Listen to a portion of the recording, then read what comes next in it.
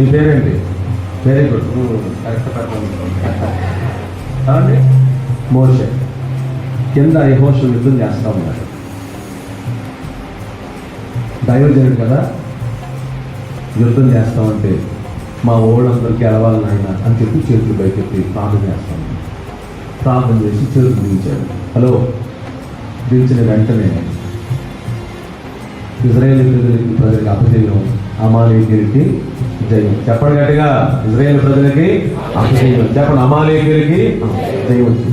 అమ్మో ఏసత్తుంది అని మళ్ళీ చేతులు పైకెత్తాడు. చేతులు పైకెత్తితే జయం. చెప్పండి, చేతులు దించితే అపజయం. బాగా చెప్పండి, చేతులు పైకెత్తితే జయం, చేతులు దించితే వెంటనే కంగారు పడి 110 సంవత్సరాలు ఇచ్చి అనుకోండి కాసేపు మోషేకి. చేతులంట బరువు ఎత్తుపోయింది అంట. చేతులు ఎత్తి తగ్గించేసి చేతులు బరువు ఎత్తితే వాసిపోయి, కాళ్ళు చేతులు వాసిపోయి బరువు ఎత్తిపోయింది. ఎలాగో సార్ బరువు ఎత్తిపోయింది వెంటనే అనుకుంటున్నాడు తప్ప వీళ్ళందరికీ ఒక్క మాట కూడా చెప్పాల. అహరోను కానీ హూరు కానీ పూర్తి అనుకుంటున్నాడు. వెంటనే అహరోను హూరులో మోషే కంటే పెద్దోడు అన్నాడు సార్. మోషే కంటే ఈయన 3 సంవత్సరాలు పెద్దోడు, ఈయన 3 సంవత్సరాలు పెద్దోడు మోషే కంటే. చేతులు ఎట్టి అనుకుంటుంటే పెద్దోడికి ఏం ఆలోచన రావాలంటే ఆడు చిన్నోడు, ఆడి దగ్గరికి వెళ్ళి మేము పరిచయం చేయాలన్నా. వాడు చిన్నోడని మాకంటే కొంతమంది కులంలో చిన్నోడని, ఏమంటే కొంతమంది తప్పులో చిన్నోడని, కొంతమంది వయసులో ఆడి మాట ఏంటి అని చెప్పి కొంతమంది వ్యతిరేకంగా.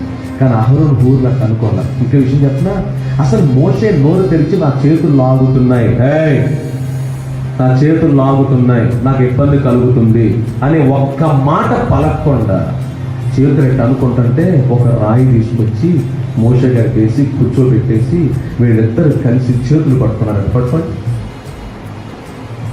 నేను చేతులు మొత్తం వదిలేస్తా, మీకు గట్టిగా పట్టుకోవాలా. ఇవన్నీ ఈ ఆరాధన చూడండి. మోటే చెందుకు చేయబెట్టుకుంటా ఇలా గట్టిగా పడుతుంది, వదిలేస్తా అని చెప్పాను ముందు. పూర్తిగా మీ మీద చూడండి. ఇప్పుడు వయసులో పెద్దవాళ్ళకి నొప్పులు రావాలా, చిన్నోడికి నొప్పులు రావాలా కదా. ఇప్పుడు నాకంటే కాస్త ఊరు నేను నాకంటే కాదు చిన్నోళ్ళు వెళ్ళిద్దరు, ఏమంటే నాకంటే పెద్దోళ్ళు వాస్తవానికి మోషే కంటే పెద్దోళ్ళు అయినా వాళ్ళని చేతులు లాగాలి. బైబిల్ ప్రకారం, బైబిల్ పండితులు చెప్పిన మాట ప్రకారం అయితే మధ్యాహ్నం ఇంచుమించు 12 దగ్గర నుంచి సూర్యాస్తమయం సాయంత్రం 6 గంటల వరకు నిద్రలో పట్టుకునే ఉన్నారట. అస్సలు తెరసలేదు, కదలలేదు. మా చేతులు నాకేసిన నేను చెప్పలా. ఒక్క మాట మోషే చెప్పాడు చేతులు పట్టుకోమని. చెప్పండి, చెప్పుకోండి. ఎక్కడి నుంచి వచ్చింది ఆలోచన? సహవాసం అంటే అదే. సేవకుడికి చెప్పవలసిన ఈ పరిచర్య ఉంది, ఆ పని ఉంది, ఈ పని ఉంది. ఏ మాట చెప్పకపోయినా పని కనిపించిన వెంటనే ఇది నా పని అనుకుని ఎవరి పనికి వచ్చి పరిచర్యకి వచ్చి సహవాసం ఉన్నవాడు పరిచర్యకి వచ్చి చేసే అహరోను హూరును వలె మందులలో అనేక మంది నిలబడాల్సిన రోజు లేదు. ఆమేన్. ఒక్క మాట దైవజనుడు చెప్పకపోయినా ఈ పరిచర్య చెయ్యి, ఆ పరిచర్య చెయ్యి, ఇది మీ పని ఉండిపోయింది. మందిరం చూడండి ఒకసారి ఎలా ఉండిపోయిందో. మీ మందిరాన్ని చూసుకోండి ఒకసారి ఎలా ఉంది. మీరు చాలా కష్టపడ్డారు, మీరు చాలా సహకరించారు, అయినాక చాలా పని మిగిలిపోయి ఉండిపోయింది. నోరు తెచ్చి సేవకుడు చెప్పవసరం పని కనిపిస్తుందా? దేవుడు పని కనిపిస్తుందా? కిటికీలన్నీ నేనే పెట్టించేస్తానండి. మందిరానికి సింహద్వారంగా పిలువబడే మొట్టమొదటి ఆ గుమ్మానికి నేనే గుమ్మాన్ని తలుపులు ఏం చేస్తానండి. పెయింటింగ్ బాధ్యత నాదేనండి. సేవకుడు చెప్పవసరంలా, పరిచయం చేసే దైవజనుడు చెప్పవసరంలా. ఒక్క మాట నోరు తెరిచి అహరోను హూరులు ఏమి చెప్పకుండానే వాళ్ళకు వాళ్ళుగానే వచ్చేసి పరుగులు ఎత్తుకుంటూ వచ్చేసి దేవుడు పరిచయం చేశారు. దేవుడు ఇశ్రాయేలు ప్రజలకు జైలు ఇచ్చాడు. స్తోత్రం చెప్పండి గట్టిగా. జైలు రావాలంటే అహరోను హూరులు లేవాలి.